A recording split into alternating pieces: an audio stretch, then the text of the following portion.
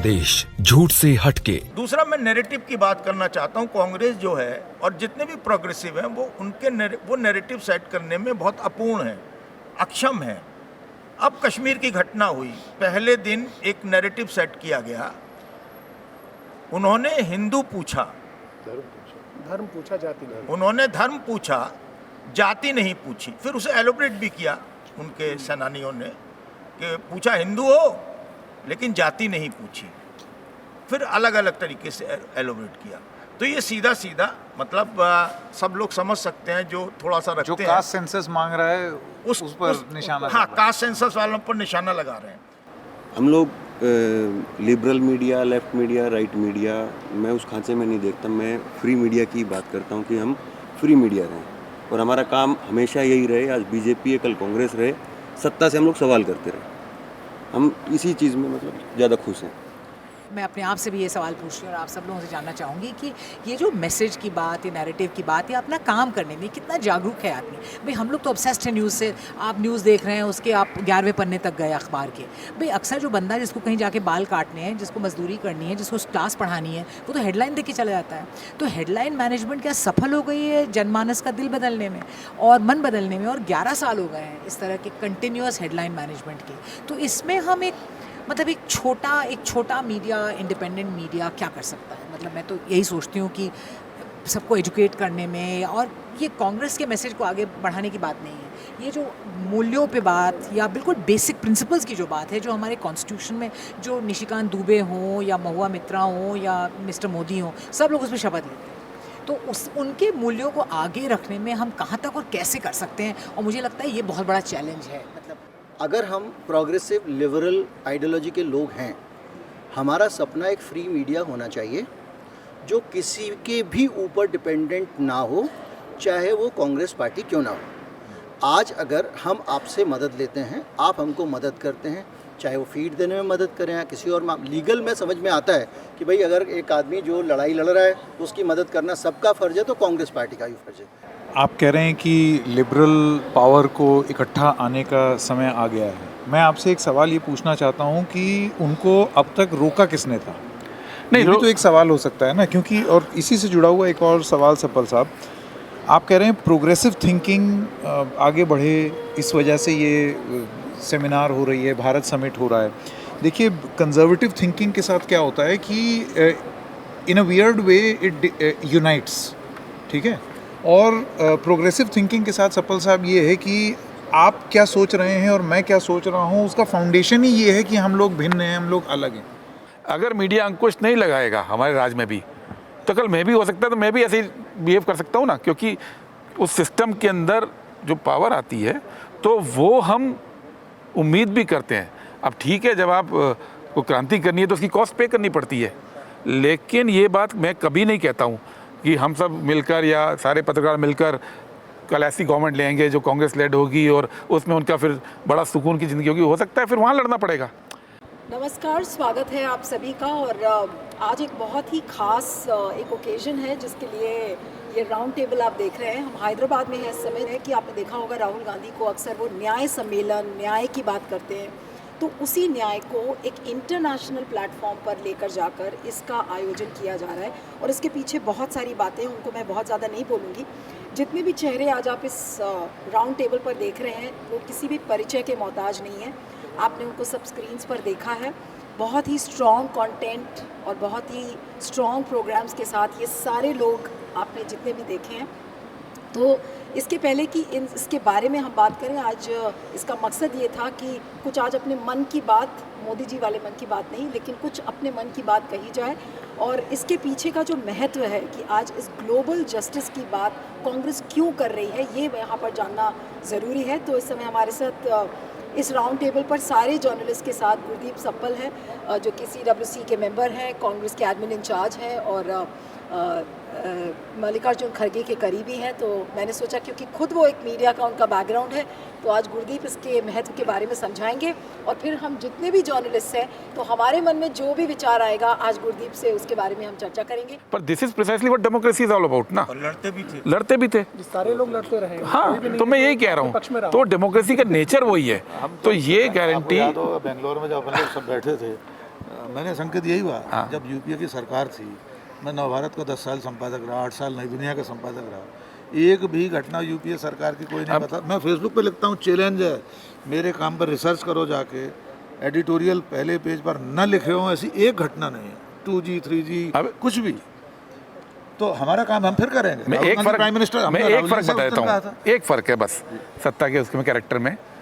BJP के अंदर अगर कोई पत्रकार के साथ जुल्म हुआ और बीजेपी का कोई कार्यकर्ता, बीजेपी का कोई लीडर उस पर ऑब्जेक्ट नहीं करेगा, वो कहेगा ठीक किया। हमारे यहाँ जब होता है, अगर कोई मिसयूज़ करता भी है तो सबसे पहले हमारे अपने लोग उसको ऑब्जेक्ट करते हैं, हमारे लीडर उससे क्वेश्चन पूछते हैं और उसको भुगतान भी करना पड़ता है उस नेता को, वो बाहर दिखे ना दिखे। इन चीज़ों को लेके क्वेश्चनिंग पार्टी के अंदर करने का एक ऑटोमेटिक सिस्टम होता है, क्योंकि उसमें इस चीज़ की परमिशन नहीं है। इसका मतलब ये नहीं होता है कि जो चीज़ परमिशन नहीं है वो होगी नहीं, होती तो रहेगी। अब रोबोट नहीं है ना, इंसान है और परिस्थितियाँ अलग होती है। कई बार जो चीज़ नज़र आती है वो होती नहीं है कई बार। अब ये स्ट्रगल तो हमेशा ही चलेगा भाई। आपका सबसे बड़ा स्ट्रगल यही है, ये हमेशा चलेगा कि जो होता है वो दिखना भी चाहिए। सप्पल साहब, देखिए, क्योंकि हम मार्केटिंग में नहीं पॉलिटिक्स में है, प्रॉब्लम हमारी है। वो मार्केटिंग में, हम पॉलिटिक्स में है। बहुत देर से सवाल नहीं, सप्पल साहब देखिए, आपने कहा, मैं पहले एक ये जो बात हुई अभी, मैं एक सुझाव देता हूँ। एक बात मैं बताता हूँ कि भागलपुर कांड हुआ था। भागलपुर कांड का सबसे अश्वनी सरीन के नाम से जाना जाता है कि अश्वनी सरीन ने उसे किया। तिहाड़ जेल वाला वो अलग है।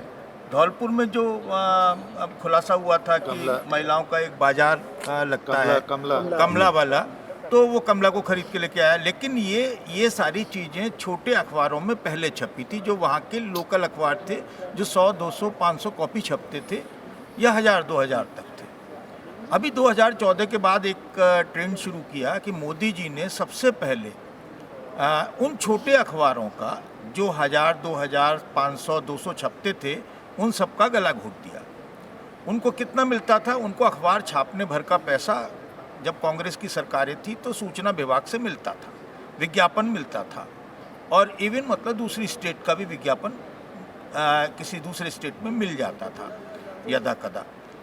26 जनवरी, 15 अगस्त और 2 अक्टूबर ये ऐसे 3 ओकेजन थे जब ये विज्ञापन सबको मिलता था। मोदी जी ने ये सबसे पहले ये लाइन बंद की, क्योंकि सूचना जो आती है, फर्स्ट हैंड इन्फॉर्मेशन जो आती है, वो वहाँ से आती है। बिल्कुल सही। सेम काम आज की तारीख में जो काम छोटे अखबार कर रहे थे, वो यूट्यूबर्स कर रहे हैं। उनमें यूट्यूबर्स में कुछ संकेत हो सकते हैं, कुछ हरिशंकर जोशी हो सकते हैं, ये थोड़ा अंतर हो सकता है, कुछ राकेश पाठक जी हो सकते हैं, कुछ गिरजेश हो सकते हैं। लेकिन उनके साथ दिक्कत ये है कि वो, आप अगर उनकी कुछ मदद करना भी चाहेंगे तो बहुत खुददार लोग हैं, वो आपकी मदद आसानी से लेंगे नहीं। लेकिन खुददार लोगों की भी मदद का एक तरीका होता है। जैसे कि बीजेपी का एक अलग पैटर्न है। बीजेपी में तो व्हाट्सएप यूनिवर्सिटी में जो पोस्ट फॉरवर्ड होती हैं, जो उनके आईटी सेनानी हैं, वो जो ट्विटर पर लिखते हैं, हाँ बिल्कुल बिल्कुल सर, वो आईटी सेनानी है सर उनके, तो वो लिखते हैं, ट्विटर में लिखते हैं, फेसबुक में चिपका देते हैं, और एक पोर्टल है, वो बाकायदा पेड है। मेरे पास एक बार एक व्यक्ति आया, बोला मेरा फेसबुक अकाउंट ब्लॉक हो गया है। तो मैंने कहा क्या तुम कुछ ऐसी उल्टी सीधी चीज़ें पोस्ट कर दी थी क्या, या ऐसी देखते हो क्या किया आपने? बोले कुछ नहीं, मैं तो बस सीधा सीधा जो आता है मेरे पास में वो मैं उसमें कट पेस्ट कर देता हूँ, या वो फ़ोटो चिपका देता हूँ, या वो वीडियो पोस्ट कर देता हूँ। तो मैंने कहा क्या आता है?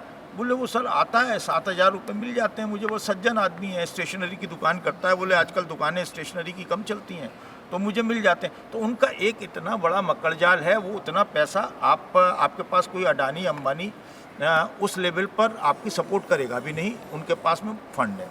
तो लेकिन उसके बाद भी बहुत सारे तरीके ऐसे होते हैं कि आप ऑक्सीजन की सप्लाई कर सकते हैं, और वो विदिन, मतलब ये नहीं है कि आप कोई पैकेट पहुंचाएं उनके यहाँ। अब मैं दूसरी बात पर आता हूँ। सवाल है, आपने कहा कि चोर एक हो जाते हैं और साधु जो है एक नहीं हो सकते।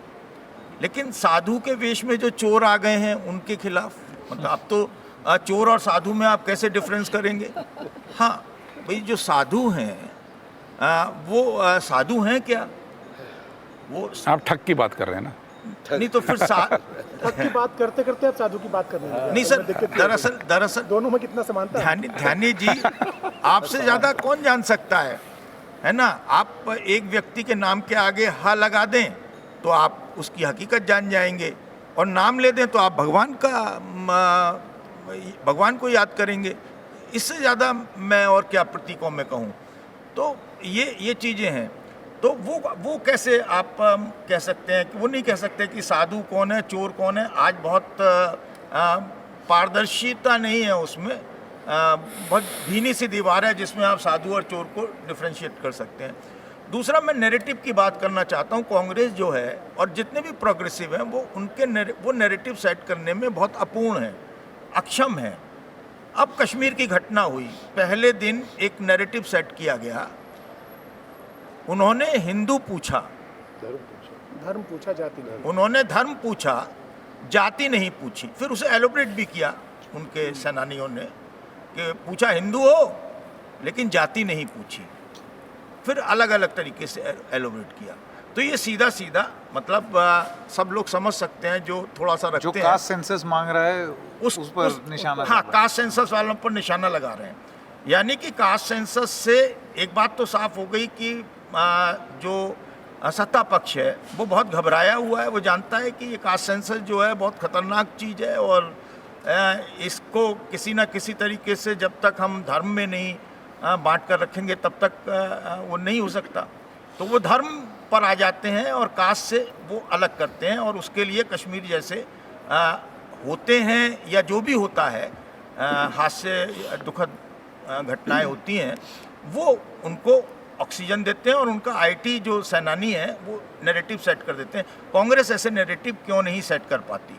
वो क्यों नहीं जातिगत जनगणना के लिए इतना मुखर हो पाती?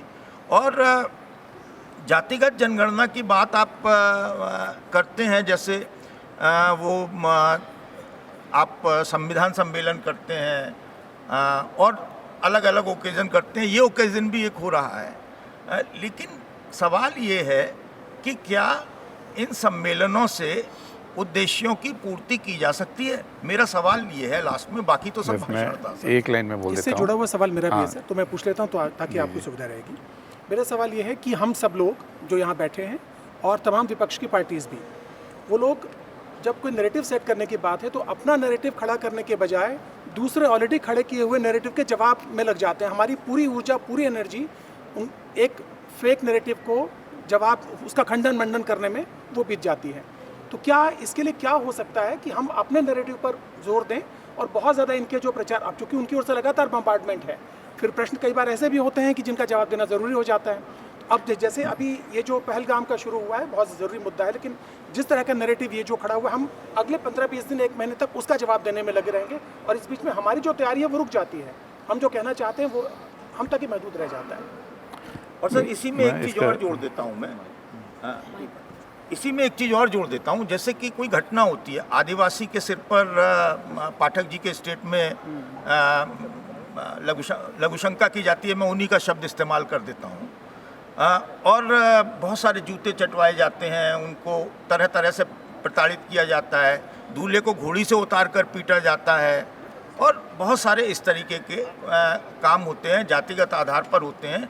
उसमें हमेशा ये देखा गया है कि उस लेवल का नैरेटिव जो पूरे नेशनल लेवल पर होना चाहिए, वो तो छोड़िए, जिला स्तर और राज्य के स्तरों पर भी नहीं हो पाता है।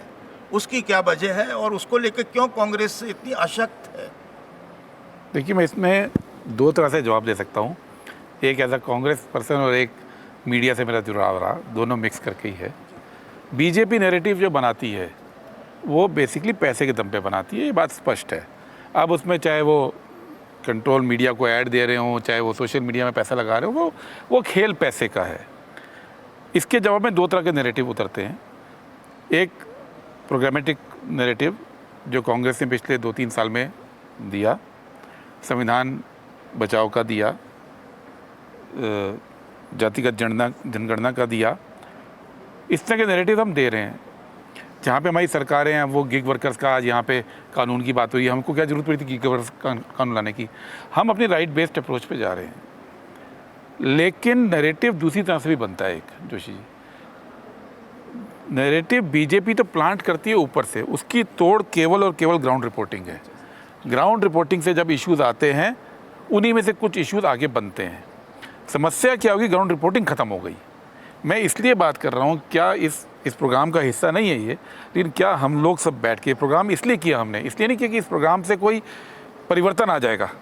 ऐसे समिट से परिवर्तन नहीं आया करते, लेकिन ऐसे जगह पे बैठकर हम बातचीत शेयर करके हम उस रास्ते पे चलते हैं जहाँ बैठ के अलग से इसका सॉल्यूशन ढूंढा जाए। मेरे को व्यक्तिगत रूप से मेरा ये मानना है, जब तक वापस हम ग्रास रूट से इश्यूज उठा के नहीं लाएंगे, तब तक बीजेपी अपने नैरेटिव थोपती रहेगी। ग्रास रूट के इश्यूज जो हैं वो उनकी अपनी एक मोमेंटम होता है। एक बार अगर सब लोग, अभी क्या है कि हर आदमी अलग अलग काम कर रहा है जी।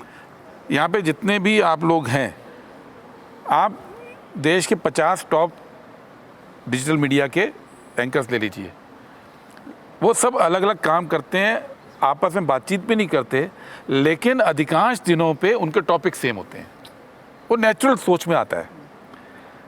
इसको अगर हम ऑर्गेनाइज रूप से कर पाए, ये कोई कांग्रेस पार्टी की वजह से नहीं कह रहा हूँ मैं, आपके अपने बीच में से, और अगर इसको ग्राउंड रिपोर्ट कहीं से निकलती है, उसको अगर हम सिस्टम बना पाए अगले कुछ समय में, तो नैरेटिव आप क्रिएट कर पाएंगे। अगर पॉलिटिकल पार्टी के बस का होता बिना पैसे के नैरेटिव क्रिएट करना सिर्फ, तो कर लिया होता। पॉलिटिकल पार्टी का हमारी प्रॉब्लम क्या होती है, जब इतना पैसा दे के इशू बीजेपी क्रिएट करती है, जैसा आपने बोला ध्यानी जी, इतना नहीं, इतना हाँ, तो उस पर रिएक्ट करने में मजबूरी होती है, और रिएक्ट करते करते टाइम निकल जाता है। जो आपके अपने इश्यूज होते हैं वो पीछे रह जाते हैं। ये समस्या तो है ही ना। तो इस समस्या को लेके मैं क्यों बार बार बोलता हूँ कि ग्रास रूट पे जो रिपोर्टर्स हैं उनके साथ कैसे काम कर सकते हैं। क्या डिजिटल मीडिया, अब ये टेक्नोलॉजी से संभव है, पहले संभव नहीं था। वो मिलकर अगर कुछ रास्ते निकाल पाएँ, और वो आप ही लोग कर सकते हो, कांग्रेस पार्टी नहीं कर सकती। वो एज अ पत्रकार मैं बीच में जुड़ सकता हूँ उसमें, ये बात सही है, फॉर्मर पत्रकार। ये एक रात में कोई भी हैकर आता है, हैक करके बंद हो जाता है। अभी गिरजेश जी जो हैं, उन्हीं का चैनल वो बंद हो गया। अब वो चैनल बंद हो गया, हमारी जो आइडेंटिटी है वो जीरो हो गई। अब कल को या तो हम लोग अपने घर चले जाएं, अपने खेत में काम करना शुरू कर दें, या अपनी और कोई नौकरी ढूंढें, या फिर दोबारा जीरो से शुरुआत करें। और उसमें सबसे बड़ी बात ये है, अब मैं कई नाम मैं इसमें ले सकता हूँ, और इस मतलब करीब जो है वो 50 के करीब चैनल ब्लॉक हो गए। मैं ये पूछता हूँ कि अभी गिरजेश जी का ही मामला है, अभी ये लास्ट वीक का ही मामला है, कांग्रेस की तरफ से क्यों नहीं अप्रोच होती है? अब जैसे पैसे की बात हो रही थी, अब राजीव सर हैं, वो कोई प्रोफेशनल नहीं है, वो अपना काम करते हुए एक आपको एड ऑन चीज़ें कर रहे हैं, और लोगों को एक ये लगता है कि पता नहीं राजीव जी को कांग्रेस क्या दे रही है, या धर्मेंद्र को क्या मिल रहा है, संकेत सर को पता नहीं क्या मिल रहा है। इस समिट में बुलाया गया तो कितना रुपए दे करके बुलाया गया। और मैं तो लोगों को, जब लोग मेरे से इस बात पे डिबेट भी करते हैं, मैं कहता हूँ कि भाई पैसे से ही बिकना होता तो बीजेपी से ले लेते, उनसे ज़्यादा पैसा तो सत्ता में है वो, और जाहिर सी बात है कल कांग्रेस सत्ता में रहेगी तो कांग्रेस के पास में ज़्यादा पैसा होगा, तो जो सत्ता में होता है उससे बिक जाते। मैं सवाल ये पूछ रहा हूँ सर, डायरेक्ट इतनी सारी बातें हुई, मैंने पहले भी इस बात को कहा, हम लोगों पे जो सबसे बड़ी तलवार है, जब वो तलवार गिरती है, जब उससे हमारा पूरा घर एक रात में टूट जाता है, खंडर खंडर हो जाता है, तब आप लोग क्यों नहीं आते हैं? कांग्रेस पार्टी उस वक्त में, मैं अगर गलत हूँ तो आप बता दीजिए कि ये अभी चैनल इनका ब्लॉक हुआ, कल को मेरा हो जाए। इस मामले में मुझे मैं इसमें कर देता हूँ इसको, इस सवाल को। देखिए सर, अभी आप जो है, हमने जितनी देर जो बात की, इन ताकतों का, इन सारे के सारे लोगों का जो अलग अलग काम कर रहे हैं, फ्रेगमेंटेड हैं, नीचे से ऊपर तक काम कर रहे हैं, अपने अपने व्हाट्सएप ग्रुप में फ़ाइट कर रहे हैं, हम उनको कैसे चैनलाइज करें, उनका कैसे फ़ायदा उठाएं। मैंने कहा कि वो बात कहीं हल्की पड़ गई कि हम उनको किसी तरह से उनको, वो हमारे काम ना आके, अगर हम उनके काम आए, यानी आप उनके काम आए। अगर पूरी जर्नलिस्ट फैटर्निटी खड़ी हुई थी जब मेरा चैनल बंद किया गया, कांग्रेस पार्टी की तरफ से किसी आदमी का कोई ट्वीट क्यों नहीं आया? आपस में हम ही लोग लड़ रहे थे। क्या आपको ये लगता है, क्या आपको ये लगता है, मैं ये अपने लिए नहीं कह रहा हूँ, क्योंकि जो जितना समर्थन मुझे मिला वो मेरे लिए काफ़ी था, और उससे मुझे मुक्त हो गया, मुझे कोई डिप्राइव नहीं रहा मैं आपके समर्थन का। लेकिन एक प्रश्न मन में आता है कि अगर आपको लगता है कि मैं ईमानदार पत्रकारिता कर रहा हूँ, अगर आपको लग रहा है कि भले ही मैं आपके खिलाफ बोल रहा हूँ, मैं बोलता हूँ कांग्रेस पार्टी के भी खिलाफ, अगर आपको लगता है कि मैं एक ईमानदार पत्रकारिता कर रहा हूँ और ईमानदार पत्रकारिता को सपोर्ट मिलना चाहिए, तो एक ट्वीट आपकी तरफ से क्यों नहीं आया? आपके यहाँ से किसी एक व्यक्ति का एक सहानुभूति का फ़ोन क्यों नहीं आया? और सिर्फ मेरी बात नहीं है, 4 साल से मेरा एक और चैनल है, मैं ये नहीं कह रहा हूँ कि अपने चैनल की समस्या नहीं उठा रहा हूँ, जो मेरा एक पेज था फेसबुक का, ब्लॉग पड़ा हुआ है, मेरा भी ब्लॉग, और मैं उसको लेकर पोस्ट टू पिलर जा चुका हूँ, FIR दर्ज करा चुका हूँ, नहीं खुला है। तो कहीं ना कहीं आप बात तो करते हैं कि मीडिया को इंडिपेंडेंट होना चाहिए, लेकिन जो इंडिपेंडेंट मीडिया है उसकी जब चुनौतियाँ सामने आती हैं, हम लोग रिसोर्सेज में तो कमज़ोर लोग ही हैं ना। हमारे पास ना तो फौज है, ना हमारे पास संगठन है, ना पार्टी है, हमारे पास एक सच का साथ है, और उसके कारण जो लोग हमको पसंद करते हैं वो लोग हैं। तो ऐसी स्थिति में अगर आप, मैं ये नहीं कह रहा हूँ आप हमारी मदद करें, लेकिन आपको नहीं लगता कि आपकी जिम्मेदारी बनती है कि आप लोगों के साथ खड़े हों, उनको सपोर्ट करें? हम ये नहीं कह रहे हैं कि आप हमारे को एक रिसोर्स चैनल दे दीजिए। अब हम नहीं चाहते कि ऑक्सीजन आपके पास रहे, हम चाहते हैं ऑक्सीजन अपने पास रखें, हम खुली हवा में सांस लेना चाहते हैं। लेकिन जब एक भाई दुर्लभ प्रजातियाँ होती हैं, अंडमान निकोबार में नहीं जाने देते ना आप किसी को, क्योंकि आप कुछ ऐसे आदिवासी रहते हैं जिनको आप सुरक्षित रखना चाहते हैं, तो ऐसे ही हम लोगों की सुरक्षा के लिए हमको गौरैया समझ लीजिए। मैं आपको बताता हूँ। मैं जब स्वराज एक्सप्रेस चैनल चला रहा था, नीलू वहाँ पे थी, हमारी रोज़ 1-2 स्टोरीज़ जो है वो 3 मिलियन 4 मिलियन व्यूज़ उसके पहुँच जाते थे फेसबुक पे। एक दिन अचानक हुआ कि सारी स्टोरीज सिंगल डिजिट में 8 व्यूज़, 7 व्यू, 6 व्यू हो। हम लोग बड़े परेशान हुए, भाई हो क्या गया। फिर मैंने अपने रिसोर्स यूज़ करके, जान पहचान यूज़ करके पता किया, तो एक पता लगा फेसबुक का एक इन्वेस्टिगेशन यूनिट है पोलैंड में जो ये चीज़ों को इन्वेस्टिगेट करती है। मैंने वहाँ लिखा, उसको 6 महीना मैंने फॉलोअप किया। 6 महीने के बाद उन्होंने मेरे को इन्वेस्टिगेट करके रिपोर्ट दी, बड़ी टेक्निकल भाषा थी कि some false triggers have been activated on your account, we apologise, और उसको ठीक किया। तो अब क्या है, पोलैंड की क्यों बात हुई, क्यों मैं इन सवालों को लोकल लेवल पर नहीं लड़ सकते? ये ग्लोबल कंपनीज हैं ब्रिजेश जी, इसमें कांग्रेस क्या सारा इंडिया अलायंस आपके साथ खड़ा हो जाता, उनकी सेहत पर कोई फ़र्क नहीं पड़ता है। वो गवर्न कहीं और से होती हैं, उनकी पॉलिटिक्स कहीं और से गवर्न हो रही है दुनिया के अंदर। इसलिए इन कंपनीज से निपटने के लिए जब तक अलायंसेस नहीं बनाएंगे हम ग्लोबल लेवल पे, हम इस लड़ाई को नहीं लड़ सकते। ये बात वहीं से शुरू भी हुई थी, मेरे अपने खुद के अनुभव से शुरू हुई थी कि मेरे साथ काम किए हुए 2 दोस्त वो फेसबुक में ऊंचे ओहदे पे थे, तो मुझे रास्ता मिल गया। फिर मेरे को ये था, लेकिन ये रास्ता हर एक को नहीं मिल सकता। अच्छा, अब मेरा कहना है कांग्रेस पार्टी का सवाल अलग है, इसमें आपका व्यक्तिगत केस अलग है। इंस्टीट्यूशनली ये कंपनीज इतनी बड़ी हो गई हैं कि जब तक आप जैसे लोग प्रोफेशनल्स, और मैं उस काम को इस समिट में क्यों ये बुला रहे हैं, उस काम करने के लिए, जब तक दुनिया के 5-7 हज़ार जो इस तरह के लोगों के नेटवर्क नहीं बनते हैं, जब तक वो प्रेशर नहीं डालते हैं, ये कंपनीज आज आप किस दिन पूरा ही बंद कर देंगे पता भी नहीं चलेगा। अभी तो देखिए सबके मन में डर है ही, और डर एक तरफ तो कंपनीज का डर है, एक तरफ वो नए बिल्स आ रहे हैं उनका भी डर है। ठीक है, कब वो बंद कर देंगे? इनसे लड़ने के लिए लोकल लड़ाई नहीं लड़ी जा सकती, ये मैं कह रहा हूँ। और इसीलिए मैं इस बात को कह रहा हूँ कि ये चर्चा के बियॉन्ड मैं आपसे सहमत हूँ। मैं इस बात को अप्रिशिएट करता हूँ कि आप एक ग्लोबल नेटवर्क बनाना चाहते हैं, ग्लोबल प्रेशर क्रिएट करना चाहते हैं, और कोई तरीका नहीं आपके पास, जस्ट एनवायरनमेंट हो पूरी दुनिया में, न्यायपूर्ण वातावरण हो। समय हो गया है, लेकिन मेरा पॉइंट एक छोटा सा है कि अगर मेरे कहने पे सरकार नहीं गिर सकती तो क्या मैं जंतर मंतर पे धरना भी नहीं दूंगा? नहीं, क्या मैं अपने बीच के एक व्यक्ति की, जिसकी मुझे लगता है कि समाज को ज़रूरत है, मुझे नहीं है, क्या मैं उसके साथ सॉलिडरिटी इसलिए नहीं दिखाऊंगा कि इस लड़ाई में हम नहीं जीतेंगे जब तक कि हमारे पास 50 आदमी ना हो? जी बिल्कुल सही बात है, सॉलिडरिटी दिखानी होनी चाहिए इस बारे में। हाँ, मॉरल सपोर्ट कुछ केसेस में, तो कुछ केसेस में होता है, कुछ केसेस में नहीं हुआ। कि लोग आपको प्यार करें तो ईमानदारी से उनके साथ होना पड़ेगा।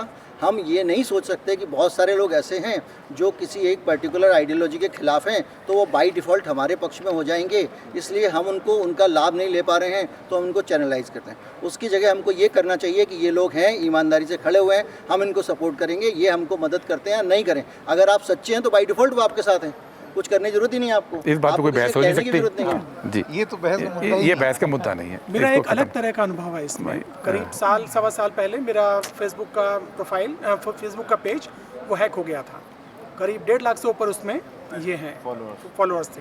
तो बड़ा संकट, इतनी मेहनत के साथ में खड़ा किया उसको, उससे सारा का सारा ऑर्गेनिकली बना हुआ, अगर आपने किसी तरीके से इस्तेमाल करके बनाया होता तो। लेकिन वो फिर मैं थोड़ा बहुत हैरान हुआ, कोशिश करता रहा कि एक्सपर्ट से बातचीत की, कोई सोल्यूशन नहीं निकला।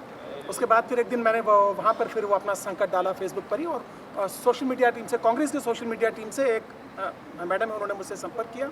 उसके बाद में कहा कि अगर आपका हो गया है, कि मैंने कहा मैंने भी दिया हुआ है। और उसके हफ्ते भर बाद मैंने फिर ट्राई किया जो उन्होंने नंबर बोला था, और जैसे ही मैंने उनको ये भेजा, उन्होंने कहा डिटेल्स जो आपने मेल्स वहाँ भेजे हैं उसका एक समरी हमको भेज दीजिए। समरी भेजा, 2 घंटे के अंदर अंदर मेरा अकाउंट मेरे पास वापस आ गया था। तो दोनों तरफ से होता है, लोग भी मैंने ये बोला कि कई मामलों में हमने किया, कई मामले छूट गए, ये बात सही है, लेकिन छूटने नहीं चाहिए, ये बात भी सच है। जी। बस अब एक आखिरी सवाल गुरदीप मैं आपसे करूंगी, और उसके बाद मैं वाइंड अप कर रही हूँ शो, क्योंकि Bharat summit is the occasion why we are talking, और ये एक टर्निंग पॉइंट बताया जा रहा है कि ये एक टर्निंग पॉइंट है। और मैं यहाँ एज अ जर्नलिस्ट में ये मान रही हूँ कि अगर 2 दिन के बाद जो भी डेलिब्रेशंस हम लोग कर रहे हैं, मे बी कुछ बदलाव की ओर हम निकलेंगे। और क्योंकि हमने मीडिया से रिलेटेड बहुत सारी बातें की हैं, तो मैं आपसे अगर 2-3 लाइनों में पूछना चाहूँ कि हम किस तरीके का बदलाव देखेंगे। सिर्फ ये बातचीत तक सीमित रहेगा, क्योंकि मैं पिछले साल कर्नाटका में भी गई थी, जहाँ पर कर्नाटका गवर्नमेंट ने प्रोग्राम किया था, हम सब बहुत सारे लोग वहाँ गए थे। बहुत सारी अधूरी चीज़ें अभी भी रह गई हैं, बहुत सारे प्रॉमिसेस कांग्रेस के द्वारा वहाँ किए गए थे कि हम ये भी कर लेंगे, हम वो भी कर लेंगे, लेकिन बहुत कंफ्यूज्ड स्टेट में कुछ चीज़ें रह गई और समझ में नहीं आया कि उसको हम आगे कैसे बढ़ाएं। भारत समिट के बाद यहाँ से हम क्या बदलाव देख सकते हैं, और क्योंकि हम सब डिजिटल प्लेटफॉर्म से हैं तो किस तरीके के एक्सपेक्टेशंस हम रखें। और हम ये फिर से कह रहे हैं कि we don't want any financial help from the Congress, but we need a moral support, we need a support by which we can reach out to the party. We don't want to be cultivated by Congress. We should not be labeled as people who are being nurtured by Congress. हमें कोई कांग्रेस का ठप्पा नहीं लगा है कि आप कांग्रेस के पत्रकार हैं या बीजेपी के पत्रकार हैं, हमें कोई ठप्पा नहीं चाहिए। लेकिन हम किस तरीके की सपोर्ट का एक्सपेक्टेशन इस समय हम कर सकते हैं at the end of 2 days of Bharat summit? देखो, भारत समिट इसलिए नहीं आप लोगों को हमारी बातचीत हो रही है कि कांग्रेस कोई सपोर्ट का वायदा कर रही है। हमारी पास चैलेंज बहुत बड़ा है। चैलेंज टेक्नोलॉजी का चैलेंज है, चैलेंज पॉलिटिक्स का है, जो पॉलिटिक्स कंट्रोल कर रही है टेक्नोलॉजी को।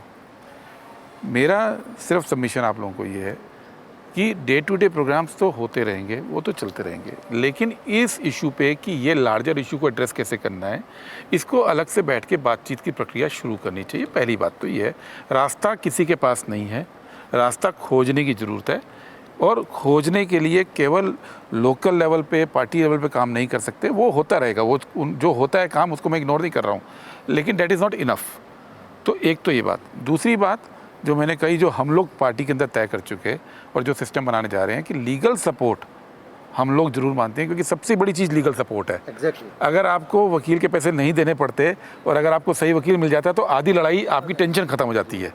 तो उस पर हम कांग्रेस पार्टी की ओर से मैं ज़रूर बात कर रहा हूँ कि वो सिस्टम जरूर हम खड़े। और पिछले 1-1.5 साल में खुद आप भी जानते हो, आपने मुझे 1-2 लोगों के भेजे और हमने उनको सपोर्ट भी किया। एक केस में सपोर्ट नहीं भी कर पाए क्योंकि उनसे स्टाम्प फीस का भी पैसा का जुगाड़ नहीं हुआ था, ये भी बात सच है। तो लेकिन वो सपोर्ट को हम खड़ा करने की बात कर रहे हैं। और तीसरा मेरा मानना है कि हम लोगों को मिलकर, मैं कांग्रेस की तरफ से बात नहीं कर रहा हूँ आज अभी, मिलकर सिस्टम ऑफ इंफॉर्मेशन शेयरिंग की कहाँ से ग्रास रूट रिपोर्टिंग के मॉडल नए डेवलप कर सकें, उस पर थोड़ा इनोवेटिव काम करना पड़ेगा। ये 3 डायरेक्शन में। एक कंक्रीट बात कि लीगल सपोर्ट कांग्रेस पार्टी आपको देगी, वो हम इंश्योर करेंगे। उसके लिए मैं खुद कॉन्टैक्ट पर्सन भी हूँ आपके लिए, कोई दिक्कत नहीं है, वो ज़रूर करेंगे। लेकिन इसके बियॉन्ड ना तो आंसर हमारे पास हैं, ना कांग्रेस पे हैं, और ना मैं सोचता हूँ कि किसी एक के पास हो भी सकते हैं। तो ये मेरा बस एक रिक्वेस्ट है। और फिल्म आई थी, उसके साथ खत्म करते हैं सर, उसके नाम के साथ, अगर आपकी बात पूरी होगी। जी, एक फिल्म आई थी और उस फिल्म के नाम के साथ मैं ख़त्म करता हूँ। और बहुत मायने रखते हैं वो 3 शब्द जो उस फिल्म का नाम था, और वो 3 शब्द हैं मैं हूं ना। ये मैं इसके उल्टा आखिरी बात मैं भी बोल देता हूँ, ये मैं हूं ना तो फिल्मी अंदाज में हो सकता है, सच्चाई ये 10 साल पुरानी फिल्म से नहीं आती है, सच्चाई 600 साल पहले कबीर से आई। कबीरा खड़ा बाजार में लिए लुकाटी हाथ, जो घर फूके अपना चले हमारे साथ।